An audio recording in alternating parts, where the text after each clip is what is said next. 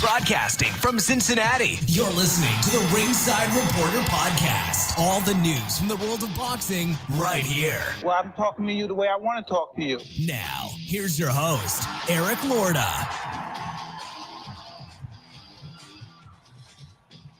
And we are live. Welcome to the Ringside Reporter Show, where we talk about the latest boxing news. If it's related to boxing, we'll talk about it right here. My name is Eric Lorda, and I'm here with my co-host, Joe Habib.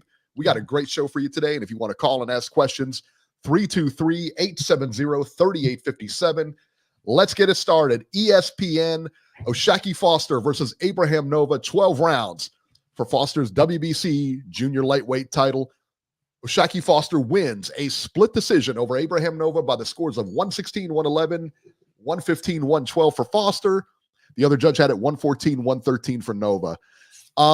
This was a back-and-forth fight. Foster really had to come back at the end, knocked him down in the 12th round.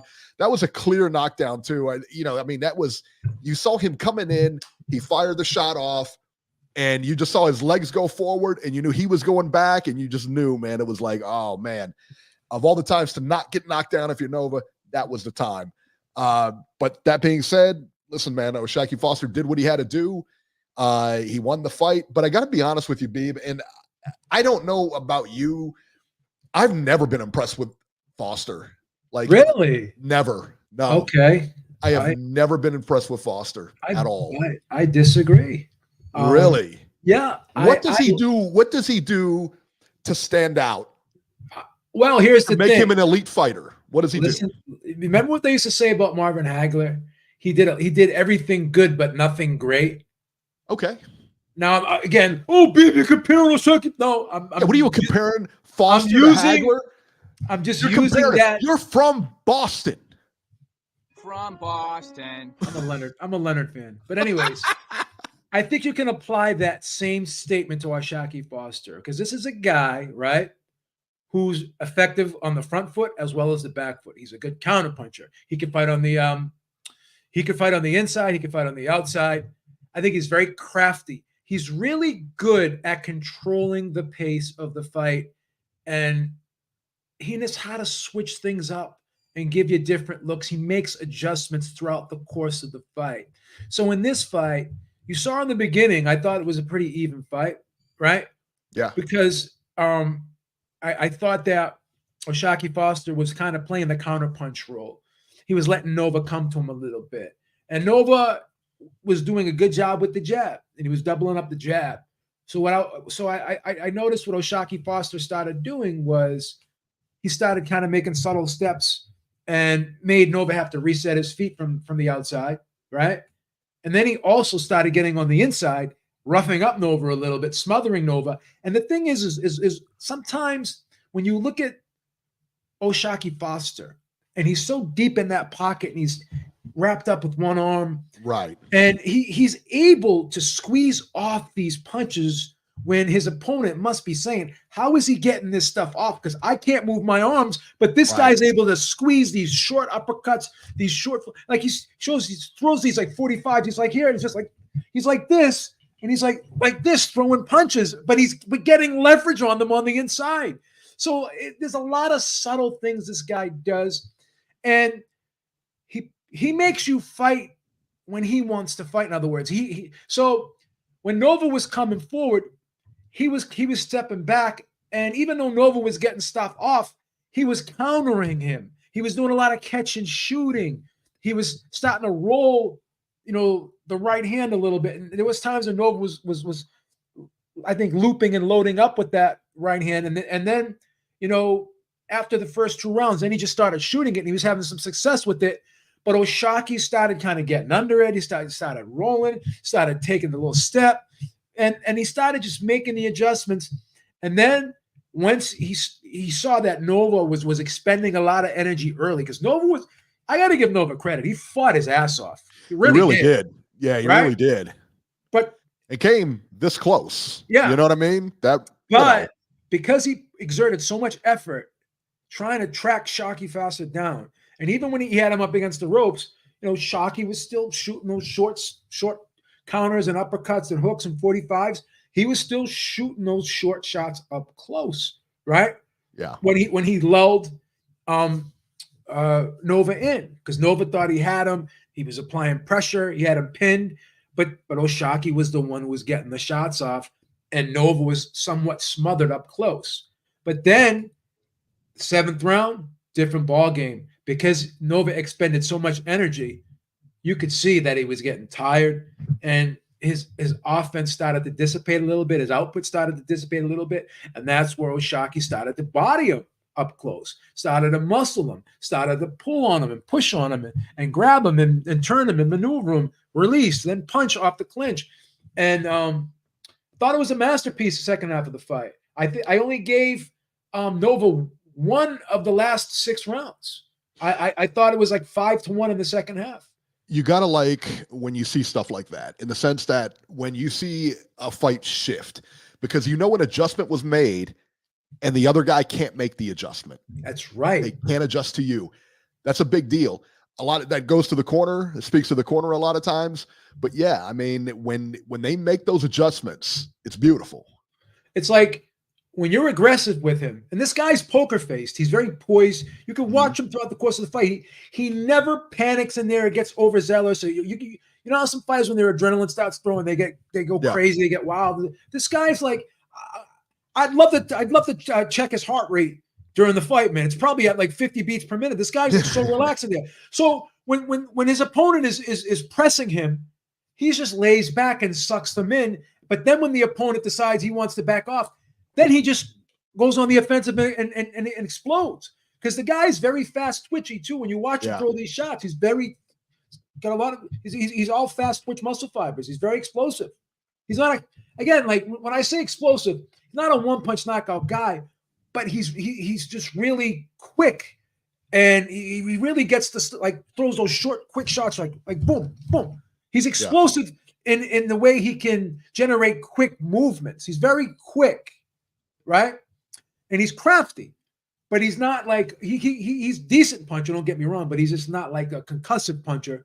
Right. But again, he has those quick. You definitely feel those punches. Yeah, he's quick, you know, and he's fast twitchy with his quickness, but not necessarily. He doesn't have exceptional power, if that makes any sense. Yeah, so that makes sense. I had Foster winning 8-4 too as well, Reese Mack. I thought that, like I said, the first 6 they were even, and then I think he only lost 1 round in the second half. But like I said, I think he's a well-rounded guy.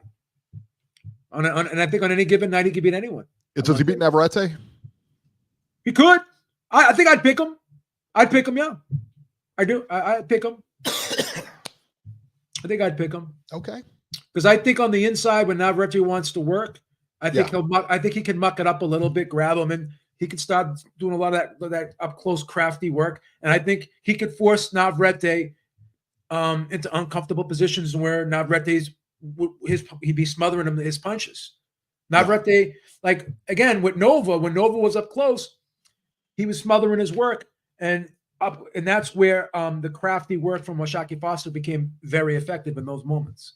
Yeah. So, and I think he's in the right weight class. I don't think he can go up to 135. I think he would have trouble with all the guys up there. He's a little small. I think he would have trouble with the guys up there. Yeah. 135 is like there's a lot of talent there. So you could argue 130 is a sweet spot. Sure. Yeah, for sure. I believe so. And I think really, I mean. I really think he can run through a lot of people in there. I really do. But I think the 130 division is just limited. Just is. It's not as good as 135. Yeah, because again, a lot of the 130 pounders went to 135. Right. And just like 147 now that's starting to become a barren division. And now 154 is going to be the main one. Yeah. Well, 147, I mean, we got Boots Ennis, Terrence Crawford, and Earl Spence. Those two are moving up. Those two are going to move up. Spence are going up. You have Virgil Ortiz moved up. Yeah. You have Tim Tszyu up at 154. I don't know what Jamel Charlo is going to do. I have no idea. You have Fondora up there. You got Lubin up there. You got Ramos up there. You got a lot of good guys at 154. You really do. 154 is like going to be the new division now. I believe so. And I do think Spence will go up there if he decides to. Something tells me Spence may even retire. I don't know. I wouldn't be surprised if he did. I would not be surprised. I would not be against. I would not be against it either. I would not be against it either. I'm not sure. After that last fight, man. That was not good, man. I mean, he got just hammered in that last fight. And you can talk about his eye. You talk about, there wasn't none of that. It was a skill gap. There was a definite skill gap in that fight. I don't want to hear about anything about his past injuries. He couldn't see. I'm telling you, there was a skill gap. I don't care if Errol Spence was 100%. There was a skill gap. And again, what I said before, and I'll say it again, I expected this fight with Crawford and Spence to be somewhat like the Crawford and Porter fight, where it was competitive. Yes. It was where it was competitive until it wasn't competitive. But this was not competitive at all. Like, I thought Spence would have some good early moments, like Porter had some good early moments, and then Crawford would pull away toward the end. But he was just pulled away from Jump Street, like right out the gate. I mean, right out the gate. You know, this was not good, man. Not good at all. All right, let's go to DAZN. And again, I don't have DAZN. I'm boycotting DAZN, Beeb. That's okay. Beeb, I am boycotting DAZN. But you choose to give the money. You choose to give money to the man. Not me. Well, not me, son. I'm going to have to tell you that you missed probably the fight of the weekend. Arguably, the fight of the weekend? Really, the fight of the weekend? I'm not going to lie to you. I got to be real with you. Ask the chat. I'm just saying, it's the fight of the weekend, but it wasn't like laden with action this weekend. It wasn't like there was, I'm just saying there was 2 fights on. Well, I mean, I'm just saying, it's not like, that's like saying, you got a 50-50 shot. You always gotta have a number 1 and a number 2. Like, you always have to have the best and the not so best, right? If you and I race, someone's got to be first, right? Someone's going to be first, but it doesn't mean it was like the race of the week. Well, let me rephrase that. This is an early. I'm going to be honest with you, and I'm being 100% honest. Yeah, as I already said, this is arguably an early candidate for fight of the year. Yeah, I'm going to tell you that. I you know what? I believe you. Adrian Curiel versus Sivanathi Nutshinka. 12 rounds for Curiel's IBF Junior Flyweight Championship. Nutshinka regained the IBF Junior Flyweight title with a 10th round TKO over Adrian Curiel. Beeb, take it away. I criticize DAZN a lot, especially like the commentary, but I'm going to tell you one thing. I found a new favorite commentary team. Sergio Mora? And Gabe Rosado and Corey Erdman. Okay. They did a phenomenal job calling this fight. And Gabe made some outstanding points. And when he said some of the things he was saying, like, for instance, he said, Nutshinka is fighting Curiel up close, which really isn't his fight. But the reason why he's doing it is because he got knocked out in the first fight in the second round because he got caught with the right hand, right?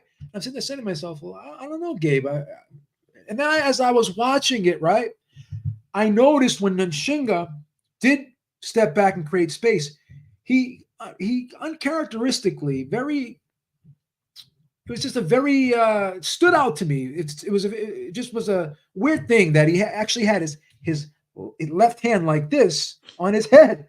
So I'm like, maybe Gabe's right. Like maybe he's concerned about that right hand, right?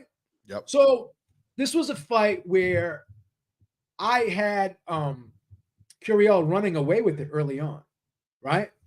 I had him running away with it early on.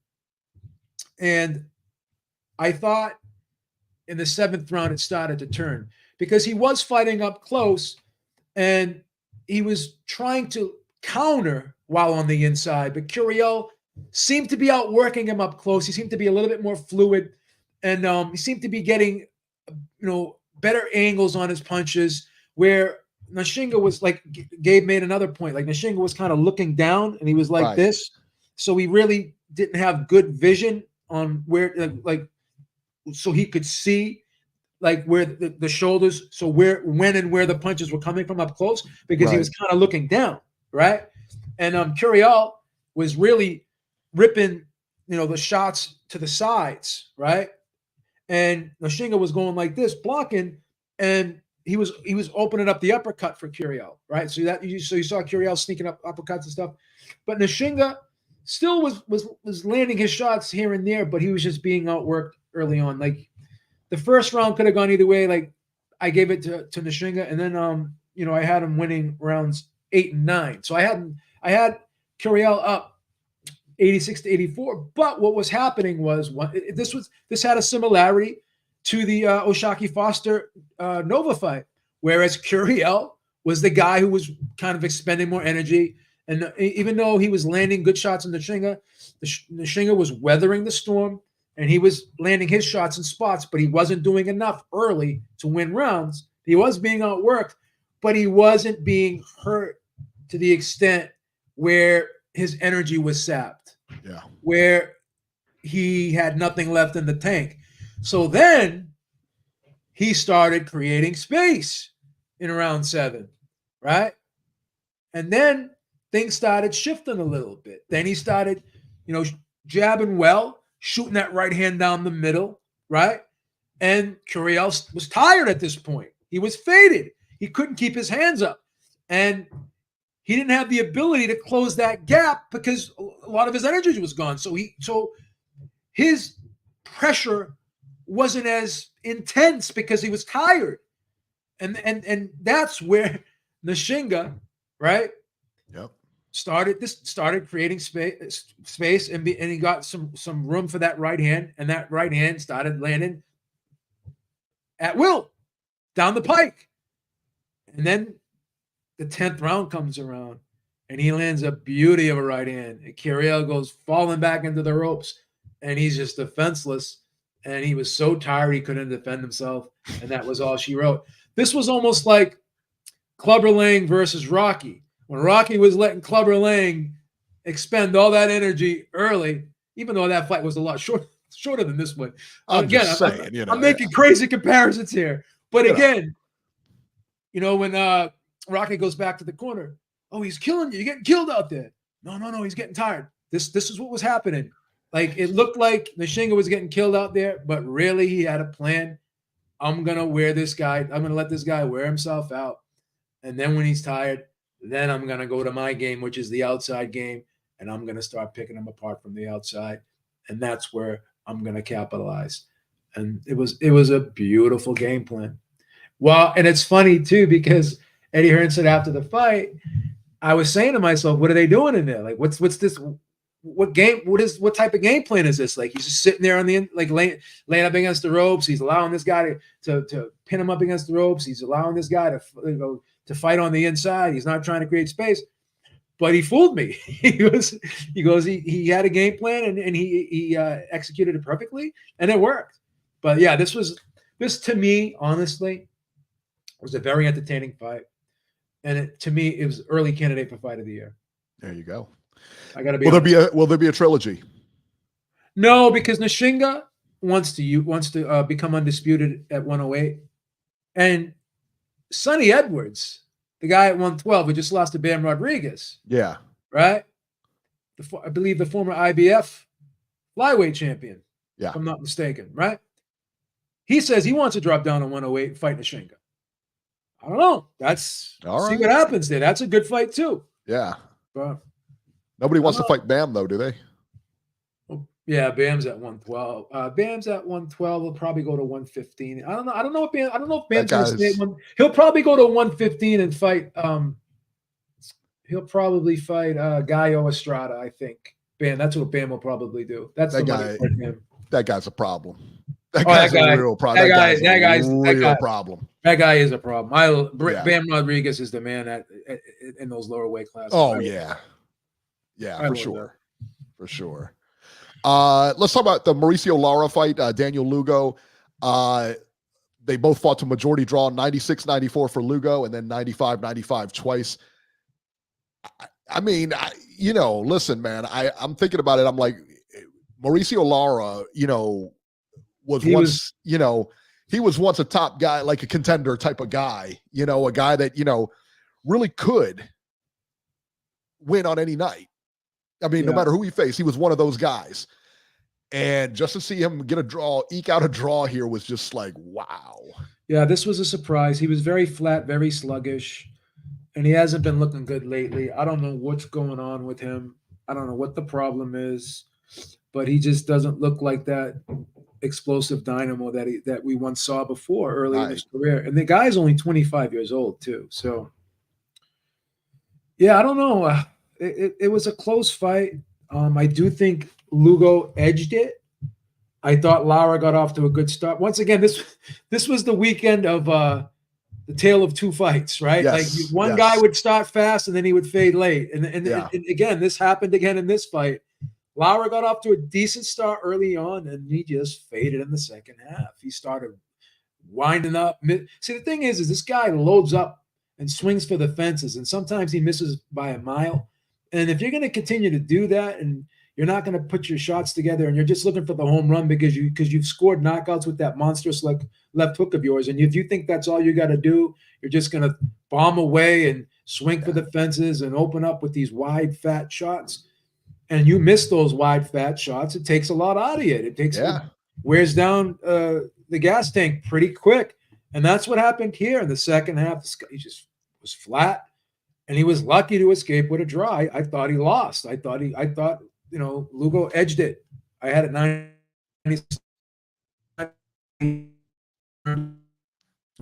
All right. You're freezing. Hey, Beeb, if you can hear me, you're freezing. Let's go to, let's see here. So we have the upcoming fights coming up. So let's go to that. Let's go to the schedule while Beeb gets his internet over there together.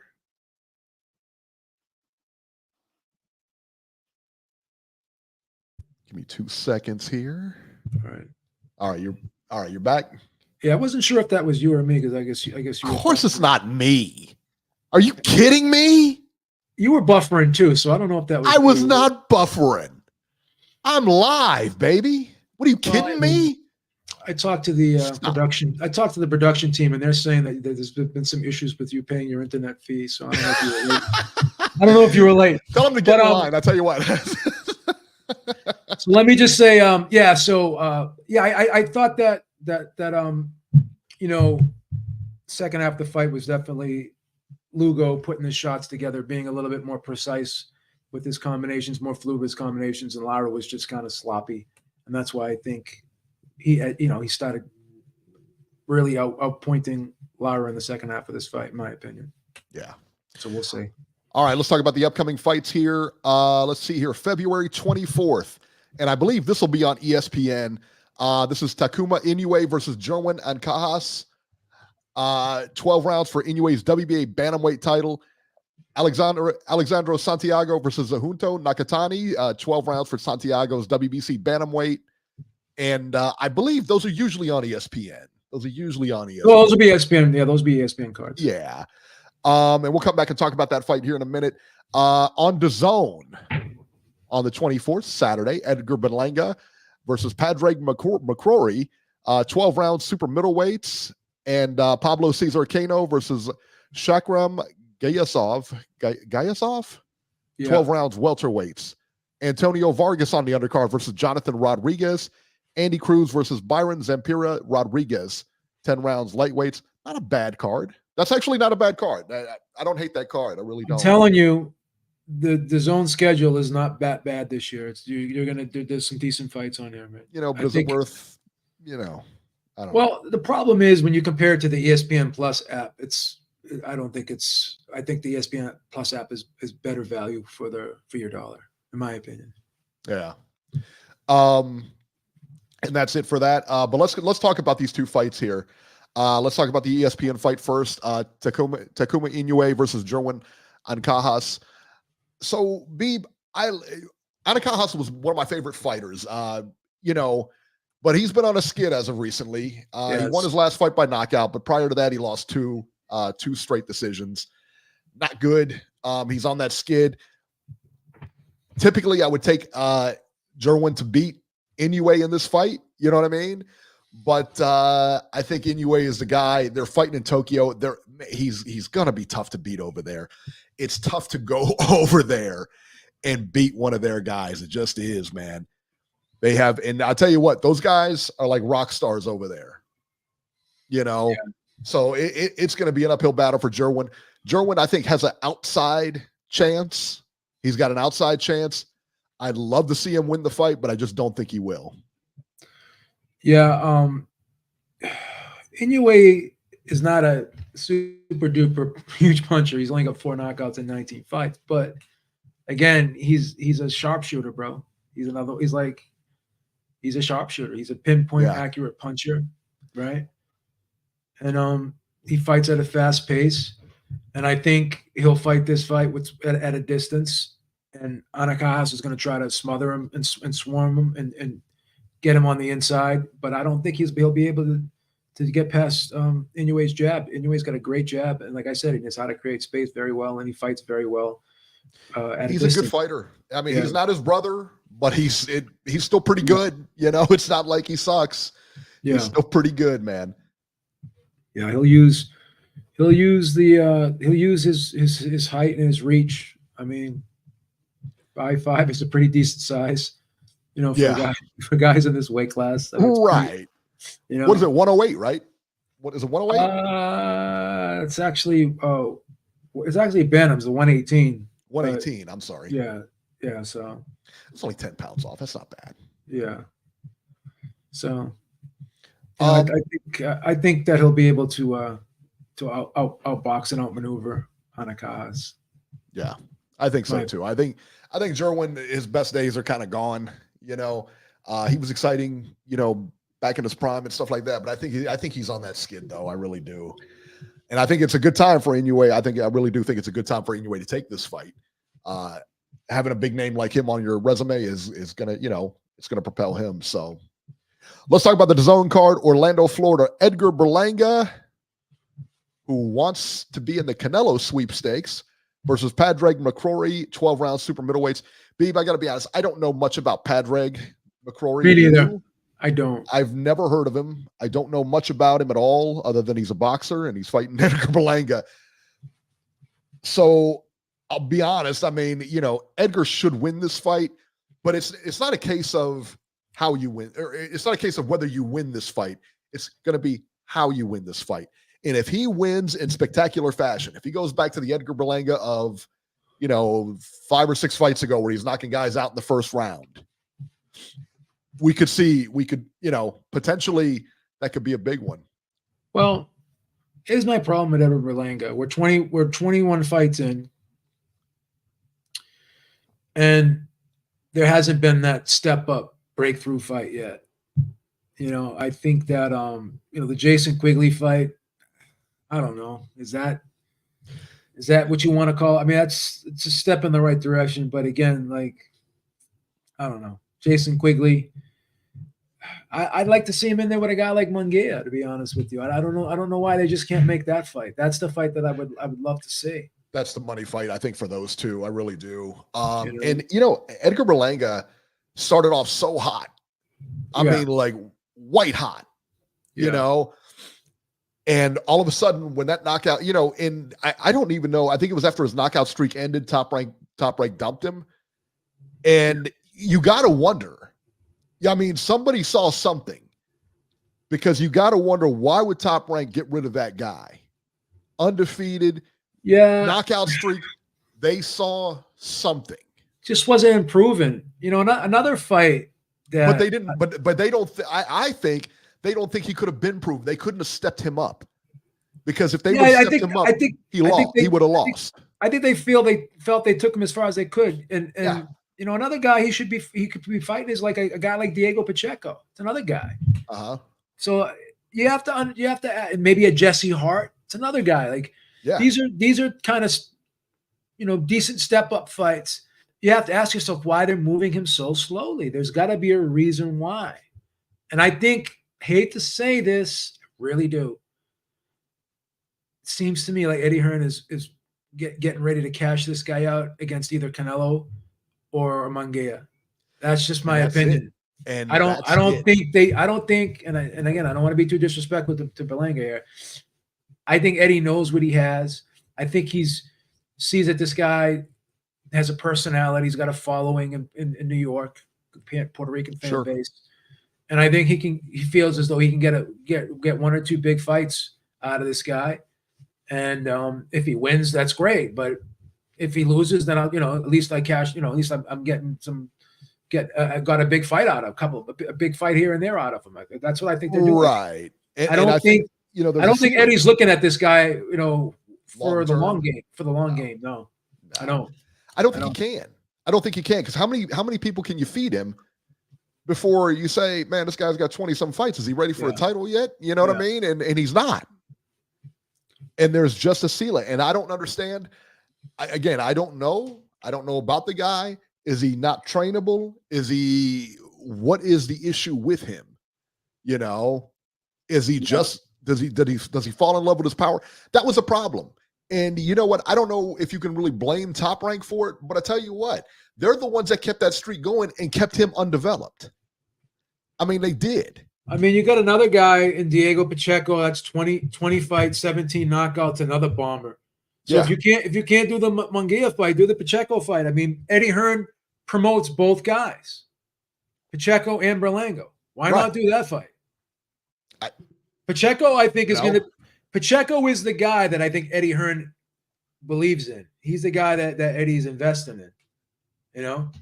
Yeah, I think so too. I would love to see Munguia and Berlanga. I think that's a great fight. I think it's a fun fight. But I don't know that we'll see it, but I like it. I think it's a fun fight. I think it's a good fight. Antonio Vargas, that's Fernando's son, right? Correct. I believe he's supposed to be pretty good. Yeah. He's got a couple of sons out there that are supposed to be pretty good. So it'll be interesting. I always like to see them and the Russells, Gary Russell's brothers fight and everything, and just see how, it's always interesting because they probably grew up a lot like Chavez's son did, where they had a lot more amenities than average people, Yeah. But they also inherited some of the genes as well, and that's a big deal too. Absolutely. But that being said, I mean, Chavez Jr., had everything, but he had everything given to him as well. Not boxing wise, but just in his everyday life, he didn't have to want for anything. Ruben Guerrero has a grandson who was Robert Guerrero's nephew called Victor Guerrero, and I actually interviewed him. Mm-hmm. Shout out to G Funky, and he wants to fight one of the Vargas brothers, right? Yeah. And there's he wants to have a little rivalry between the Guerrero family. Yeah. So that would be kind of interesting. Sure. So, how, I guess, I always go and I always wonder, with especially like an Antonio Vargas, who's a good up and comer, good prospect. How good is he? And what is the ceiling on him? Is he like his father? Is he better than his father? I don't know. Yeah. It's always tough when athletes' children go to pursue the same sport. You know what I mean? It's not like he's playing football or anything like that and he could shine in his own sport. This is a different animal, and this is a rough one. This isn't, this will separate you from the pretenders, you'll find out right away. There's a couple of the brothers, and I'm trying to remember which one is the one closer to the Victor Guerrero's weight. I forget I'm trying to remember his name, but yeah, there's a couple of Vargas brothers, and they're all boxers. I think there's 3 of them, if I'm not mistaken. And they're all I think so too. Yeah, but I got to double check. Man, March 8th, a little less than a few weeks away, about 3 weeks away, March 8th. That's the Anthony Joshua, Francis Ngannou fight. And is that going to be, that's a DAZN fight? Which one is it again? Say that again. Ngannou and Joshua. That's a DAZN fight, but I'm not sure if ESPN Plus is also picking up that pay-per-view as well. I'm not sure, but I know it will be on DAZN. See, when I have a choice, right? Yeah. where I could buy it on either ESPN Plus or DAZN. I always try to get it on ESPN Plus because there's been a couple shaky moments with DAZN pay-per-views, and I don't have 100% faith in DAZN pay-per-views. I mean, I'll buy them if I have to, Right. but if I have a choice, I'll buy them on ESPN Plus if I can. Yeah, no, I would totally agree. Yeah, I'll buy them if it's on ESPN Plus. I'll definitely buy it, and if it's on DAZN, I'll probably buy the pay-per-view. Hopefully, we can buy the paper. Or I think typically, what they do is put it on DirecTV, and I'll buy it there. Okay. That's probably what I'll end up doing. All right, let's talk about the news and rumors this week. Wow. So Canelo has officially ruled out David Benavidez in 2024. Samson Lakowitz, who is Benavidez' manager, right? It's promoter, manager. I guess. Yeah, he went hard on the paint on Canelo in the Pro Box TV. Quote, Canelo's legacy will be stained because he did not fight the best at this time, which is Benavidez. I think the children, maybe the grandchildren one day, will ask him why he did not fight Benavidez. He says he wants the best fights, but that's not the best fight. All right, so let me just address this real quick. Listen, nobody can really accuse Canelo of ducking the best fighters. You can't. He's fought everybody out there. He's fought them all. He's went up in weight. He's went down in weight, and he's fought everybody. That's the thing. It's just, and he's also, and people are saying, well, Samson's a liar. I see a lot of the Samsons. You can't trust Samson, blah, blah, blah. This has been reported in the one journalist, the one Mexican journalist or whatever who does the boxing down there. It's been reported by him, too, that he's not fighting him. He's fighting he's going to end up fighting two Americans, but it won't be David Benavidez. So that fight ain't happening. Yeah. But you think otherwise, though. You're a conspiracy theorist, and you hold on to it. Well, the thing is they didn't rule out when Eddie Reynoso was being interviewed last week. He said Benavidez was definitely someone that they're looking at fighting. They mentioned 4 names. Then Canelo was what made it a point to say, I'm not afraid of Benavidez. Well, sure. So Samson says a lot of things. He also said that David Benavidez signed a contract to fight David Morrell, and that David Morrell denies that ever happened. So we're getting a lot of mixed information here from a lot of different sources. First it was Munguia, and then it's not Munguia. Now it's going to be an American. I originally said it's going to be Crawford in May and David Benavidez in September. Now I'm actually speculating that it could be David in May and maybe Crawford in September. But again, here's the problem.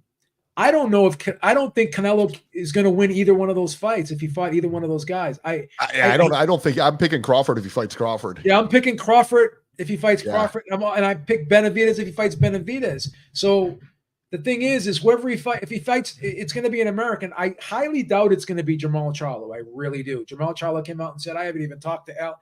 I hope it's not. I hope it's not. I don't think. Charlo, man. I don't think that that's something that really makes sense at this point, based off of what we saw in the Jamel fight. And yeah, I would not be surprised because now Mauricio Sulaiman came out and he was being interviewed by Boxing Social, and that video came out today. And he's saying that they're negotiating. He said Canelo and Benavidez are negotiating right now. And he goes, depending upon what happens in May, depending on what gets announced for May, he said he was going to order the mandatory in March. He has zero power. Mauricio Sulaiman has zero power in the situation. Probably does. I mean, because Canelo zero. He has to. I mean, Canelo's going to do what he wants. Listen, we all know he's going to do what he wants. He's going to do whatever he wants to do. He had to get on it.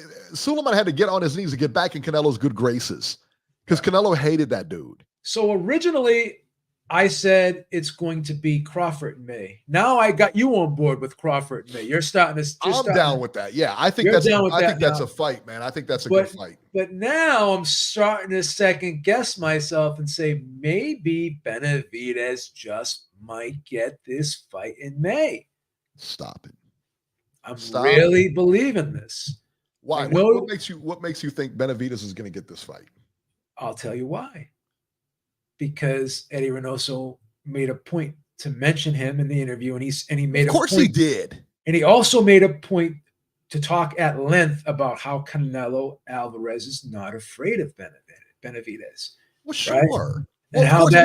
What do you think he's going to say? And he said he's got to bring that guy up because everybody else is talking about him. You know, and then hearing what Mauricio Suleiman said, that they're negotiating, they're talking. Why would he say that? He may know something, right? Suleiman? Stop. He had a conversation. Stop. I mean, he's in communication with Fury. He's in communication with Canelo. I mean, he talks to these fighters, bro. He could talk all they want. Again, Suleiman has no you're power really in the situation. You're really against this Benavidez fight, aren't you, sir? Listen, I want to see the fight. I'm with you. Okay. In a perfect world, that fight happens in May. I just think, like I said, he's not gonna fight him. Benavidez will beat him from pillar to post. Yeah. Benavidez is a really good fighter. He's probably up there in the pound for pound. He is. He really is. And I think Benavidez might be able to beat Bivol. I really do. Benavidez is a special talent. I don't think Canelo wants to fight him. Okay. I don't think Canelo's afraid of him. However, I think there are bigger money fights for Canelo other than Benavidez. So everybody's saying that he's not fighting Crawford. He's not fighting Crawford. Yeah, because he said so. Let me tell you something. Money talks. Yeah. All right. Money talks. I can say whatever I want. Somebody offers me 50 G's to fight somebody. It's on. All right. You kidding me? So you think the Crawford fight is a bigger money fight than the Benavidez fight? 100%. And I agree. Because casuals run boxing, okay? Yeah. And casuals know who Crawford is now. They definitely know who Canelo is. Yeah. They're going to drive that thing to the moon. Yeah. For sure. So, yeah, Crawford could be next, huh? Because of the money, because it's a bigger money fight. Bigger money fight. Saudi even talked to Crawford. Like someone from Saudi talked to Crawford. It was been reported by someone. By I think was it Coach Red? I can't remember who it was, but he was on the Boxing Voice, and he said that someone from Saudi talked to Crawford, and even in that interview, Eddie Reynoso said that they've been contacted by Saudi too. Right. So if Saudi wants that fight, let me tell you what, if Saudi wants the fight, they're getting the fight because Saudi will put a bag of money at your door that you can't say no to. And I don't care what he thinks about Crawford, what he think, win or lose situation for him, because he's a smaller guy. It ain't going to matter when they put that bag in front of him. It ain't going to matter. Yeah.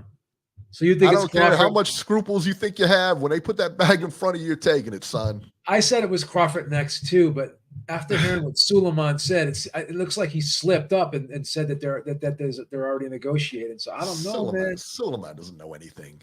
I guarantee. How can you disrespect Don Suleiman from the WBC? Come on, Don Suleiman. Can't respect Don Suleiman, man. Don Suleiman. Gotta give him respect, bro. Stop it. That guy is the biggest blowhard. He does things on a case-by-case basis. On a case-by-case. Let's institute a drug policy that we're never going to enforce. Stop it. Every time you ask that guy a question, you know what the answer? You know what the answer to the question is? Well, we handle these things on a case-by-case basis. Right. Meaning we do whatever the fuck we want, when the fuck we want. Yes. That's what that means. Exactly. No, I don't trust the thing Suleiman says. He's going to go ahead and make his phony belts or whatever he's going to do, or his little, Mexican Independence Day belt, or the Cinco de Mayo belt. Like I said, man, I'm not a big fan of Suleiman. I'm not a big fan of how he handles things. He's supposed to be, again, if he was strip people, but would you think he's going to strip Canelo of that belt? Never. No, you know why? Money. That's why. Give me a break. How can you respect JXV says, how can you respect Samson more than Suleiman? Listen, I'm telling you what I heard, what we read, what we researched. This is what it is. It is what it is. It's not me respecting one guy over the other. It's just I'm telling you what I viewed with my own eyes. I love these people in the chat. Like when you give your opinion, oh, how can you defend this? How do you support that? Dude, I'm not a lawyer. I'm not a friggin' I'm not a person of power in these situations. Like what do you mean? Like, how can I defend this? How can I who gives a fuck what I think? I'm a nobody.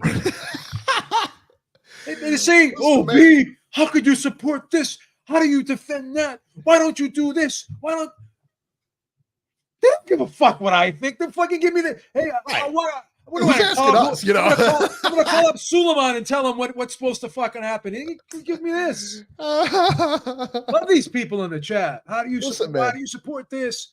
It's real easy. I see what I believe. You know what I mean? Or I believe what I see. You know? But if I see it, hey, I got to see it with my own two eyes. And this is what we've seen. We've seen a pattern. But people are slaughtering Canelo on social media. Paulie Malignaggi's calling him Duck Nello, and it's like, I don't know, man. I don't know.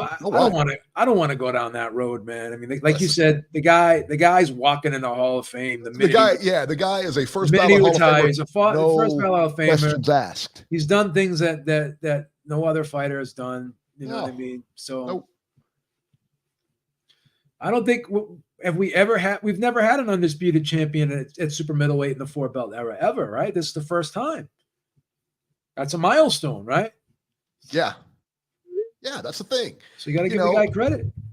Yeah, that's what I'm saying, man. You gotta give him some credit. And he's fought everybody to fight. There's nobody left to fight. You know, I mean, there's Benavidez and everything, but he's cleared out divisions.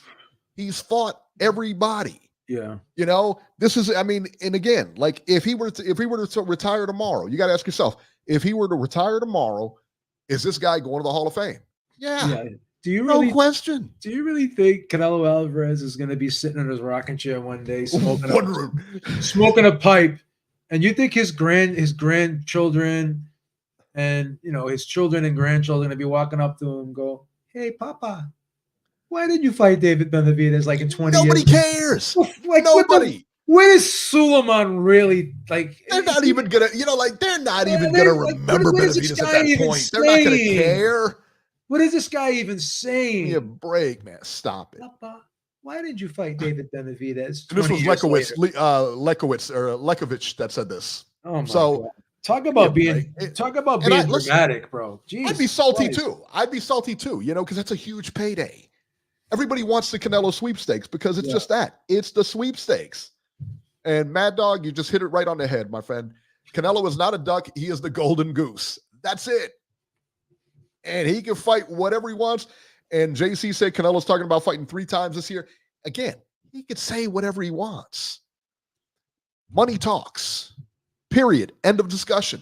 Money talks. That's it. What do you think now? Because again, I don't think Benavidez may sneak in the back door here, man. He's gonna give you he's gonna come in with the back door. I don't care what he does in the personal life. He's gonna slide in with the back. He's going to slide in with the back door straight, man. Right? He's sliding in the back door straight here with getting this Canelo fight. Nope. I don't think so. But if he does not, listen, if he does, beautiful. That's great, man. We want to see that fight, But let's all live in the world of reality here where he's not going to get that fight next. All right? And let's talk about what happens. Canelo has got his choice of people, all right? We've already went down the list. But what happens to David Benavidez? Who does he fight next? He's in a deep division, no question. But what happens? Does he move up in weight? Does he stay the same? What happens? I think he's going to at least stay down for at least 2, maybe 3 more fights. Maybe Christian Mbili, Jaime Munguia, or David Morrell.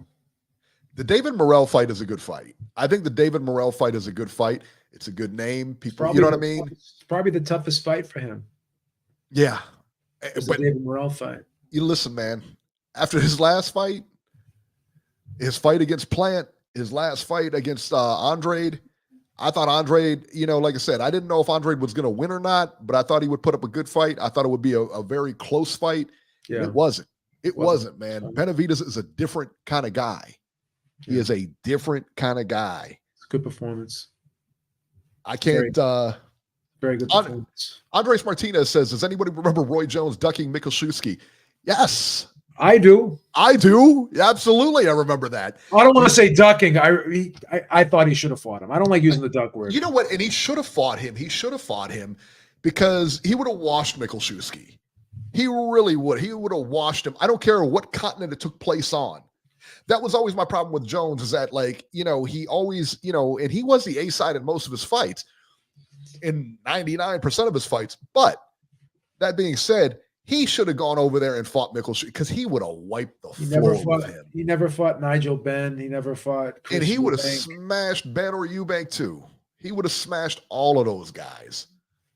Roy Jones was probably one of the best. I mean, in his prime, who could touch him? Really, who could touch him? Yeah. Nobody. He might have been one of the best fighters I've ever seen, man. He really was. He was really incredible. Good. Incredible. Yeah. But that was way back when, man. I remember that. And would you say he ducked Mikuszewski? I don't like using that word, man. I don't use the Q word. You're always on the fence, man. Pick a side. He ducked him. He did duck him. I don't believe. I think he would have won the fight. I don't believe he wanted to fight him. No. Wow, that was cold-blooded. That was cold-blooded, man. Like, I would have never said anything like that. I would have said he ducked, but you went on the whole fear thing. Like you didn't want to fight him.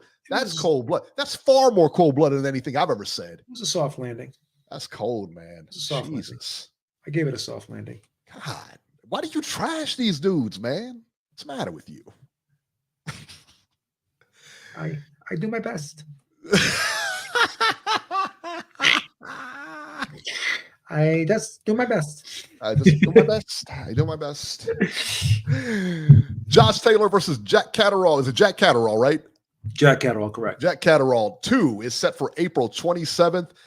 This would have been a good fight if he beat Teofimo, but it's worth a lot less money now. Yeah, it's still a fight we're going to watch, obviously. I'll watch it, but I'm not. It doesn't have the same stakes at it now. Not at the edge of my seat waiting for this one. No. But this one really haunts Taylor. This one really haunts Taylor, and I don't know why. I thought he won easy. I thought he won the first fight easy, but. I think I had it 8-4 or something like that. Yeah, I thought Catterall edged it by a point, but if that point wasn't taken away, that was a ridiculous. I think there was 2 points taken away. It was just crazy. The way the ref officiated that fight screwed up the scoring. So yeah, but I had Catterall edging it by a point. Yeah, Beeb, that message goes out to you. Thank you, Lance Meyer. What's the matter with you? Adam Hurley says Canelo's not a duck. Are you kidding? He's not ducking John Ryder and Jamal. People are mad, bro. There's a lot of people, they're upset. But I don't think that Canelo Alvarez came over to the PBC to not fight David Benavidez. That's just my opinion, guys. That's just my opinion. I don't think he came over to the PBC to avoid fighting David Benavidez. Yeah. I don't think he would have, came over with the intention of avoiding him, but I don't think he's going to fight him. I think it could be David next in May. But I don't know. I think it's either going to be Crawford or David in May. Earth could be flat too. You never know. But I'm a little worried though. I shouldn't say I'm worried. But if Crawford wins, it kills the David Benavidez fight, right? For sure. I think I'm going on a limb. I'm changing. I said it was Crawford, and I heard it was Crawford next. Mauricio Suleiman convinced me it could be Canelo next. I could be Benavidez next. I gotta go with Don. I gotta go with Don Suleiman. Stop it. I think David's gonna slip in here. Don Suleiman. I'm going with Don Suleiman, man. Oh my goodness! Stop it. I think Benavidez is going to sneak in this one. You want to do a pie bet on this one? For me, Yep. I want to do a pie bet. Benavidez by the end of the Benavidez by the end of the year. Benavidez by the end of the year. You want to do Benavidez by the end of the year? What happened? I thought he was sneaking in the back door. You could win this one if he fights Crawford next, and Crawford wins, and then there's a rematch clause. So you got great odds either way here. Absolutely. Yeah, let's do a pie bet. That's fine. I'll do a pie bet that he fights. I'm going to forget about this pie bet by 2 weeks later. I won't forget it. Put it on the calendar right now. That's right.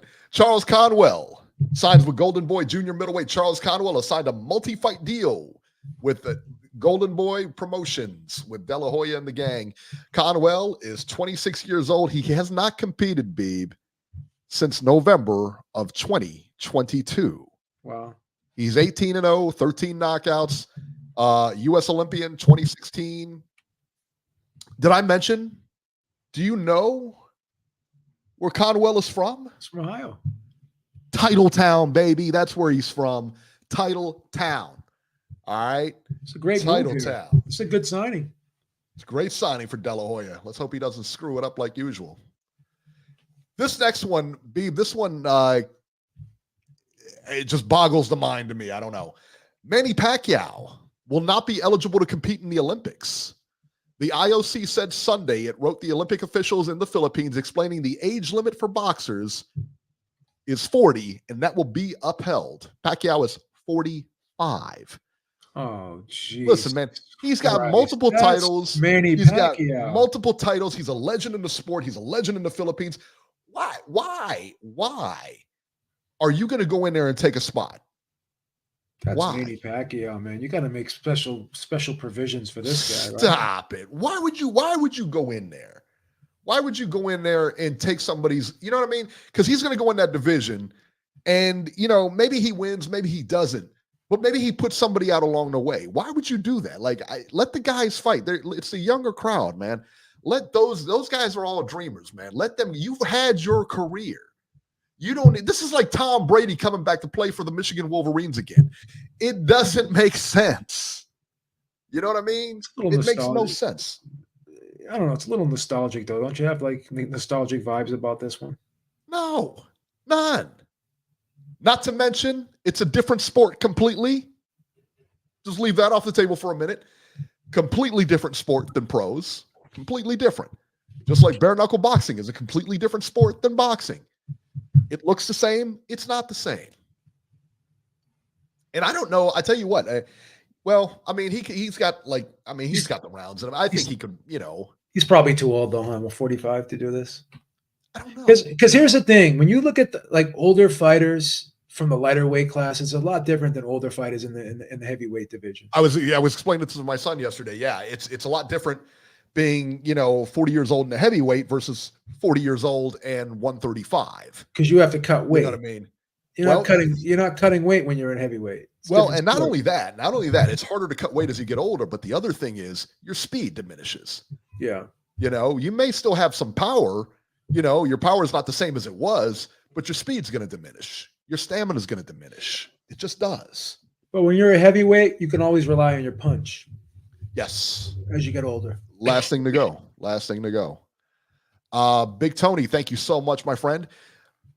Ben Glazer said, it's Charlo if Nello get his cash. There you go. Yeah. Glazer. If Glazer said it or Cop said it, you could take it to the bank. Stop it. Let me tell you something. There's two people on here that I just will not tolerate disrespect. One is Teddy Atlas, the great Teddy Atlas, trainer of champions. Okay. The other is my personal friend, my close friend, my BFF, Mike Coppinger. I thought you were going to say Rick Glacier. Do I have to give Rick Glacier respect? Nah, I don't think so. I think he's okay. I think you're okay to trash Rick Glazer. What did you say he came out with the other day? First of all, he said when Canelo had this big announcement that he was making, and what this big announcement ended up being was that he was going to extend his year with Azteca Sports or something over in Mexico to broadcast his fights, Yeah. and that they were not going to be on pay-per-view. They were all going to be free, which I didn't even. I'm not even aware, and I don't even know. Maybe I'm right or wrong. I didn't even know Mexico did pay-per-view fights. Maybe they do. Maybe they don't. I don't know. But that's what the announcement was. So Rick Glacier's saying, "Oh, he's going to announce that he's leaving PBC and that he's fighting Jaime Munguia on DAZN, and PBC doesn't have the money to pay him, so that's why he's leaving." So then when it came up that he wasn't leaving PBC and he wasn't fighting Jaime Munguia, and in that same interview he said he's not fighting a Mexican, he's fighting an American. Then you know what Rick Glacier turned around and said, "Oh, well, I'm really not wrong. They're putting a deadline and a timeline on it, and PBC has a specific amount of time, and they have to put $35 million in an escrow, or Canelo Alvarez is going to walk." And I'm like, okay. Where's it coming They up? got to with put it stuff? in escrow account. Like he was in the room. He was in the room with the deal. I'm like sitting there saying to myself, dude, Stop it. they signed a rights agreement with Amazon. Amazon is a $1.7 trillion company. They're the 5th largest company, not in the United States, but in the world. Yeah. So if they are on board with this rights agreement with PBC, you best believe they're going to be able to cut a check for $35 million or whatever it is. I don't know what it is. Right. Yeah, I mean, it's, Jared, Big Baby Anderson, also from Titletown. That's right.